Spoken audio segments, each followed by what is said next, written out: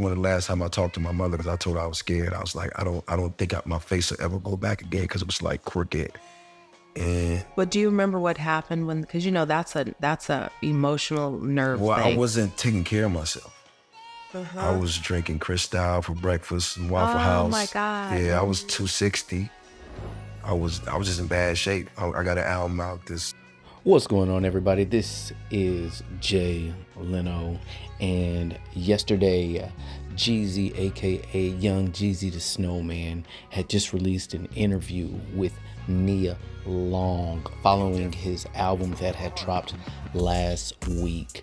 If people aren't aware, Jeezy recently has been in the news for him filing divorce against his wife, who is Asian. I'm not really going to say her name because right now I don't want to make everything about her. This is about the interview with Jeezy and Nia Long.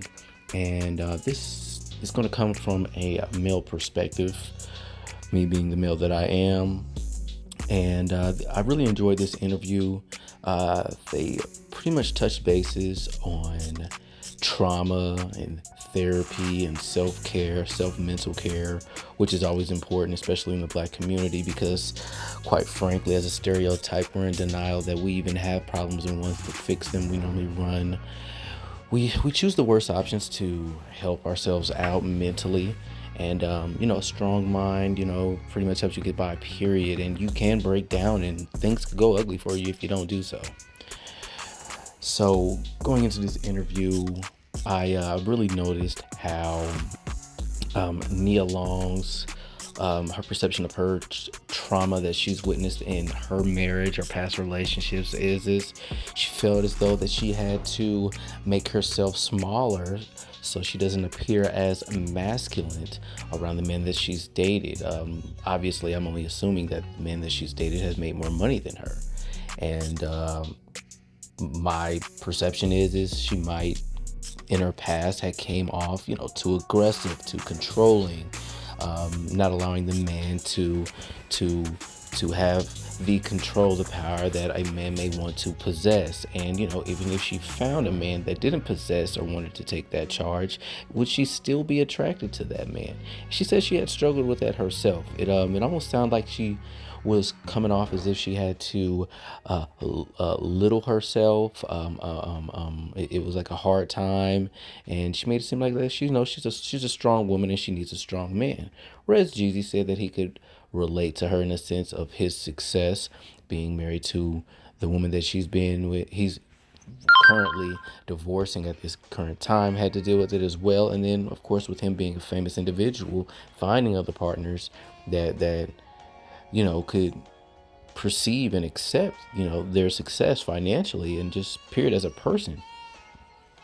And they found themselves relating to each other, but then often at times my fallback on this interview, I felt like Jeezy, whether or not this is his self or is this a part of the interview or the rollout or the bait and switch, how should I say, is this he seemed like a bit of a conforming individual in the presence of the beautiful Nia Long.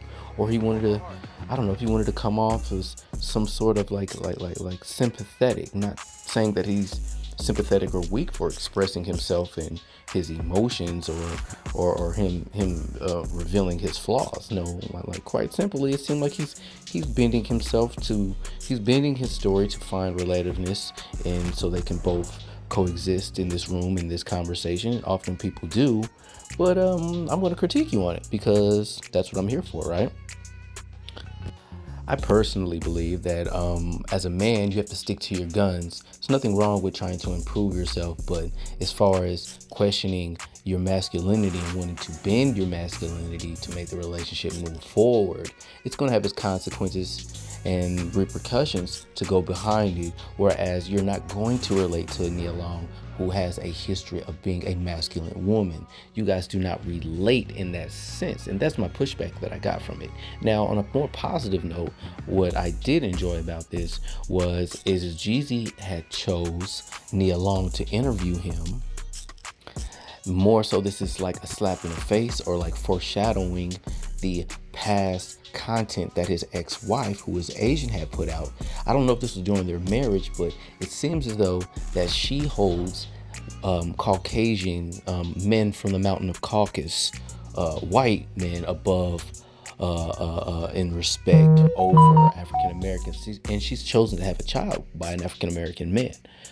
So, to the fact that he brought a black woman to the stage to express this to really kind of felt heartwarming, and it was a good look for the black community itself, or just community for people who like to date within their own gender, or sometimes it's good to have these conversations with somebody who's got a familiar skin to you. We're all created equal, but our cultures are different, but we can all still get along. So I really like that, to see two people, and I guess you would say it, and they have a relative career, but they're definitely on two different platforms. And all in all, I did enjoy this interview. Let me know what you guys think. And yeah, be sure to like and subscribe to the channel.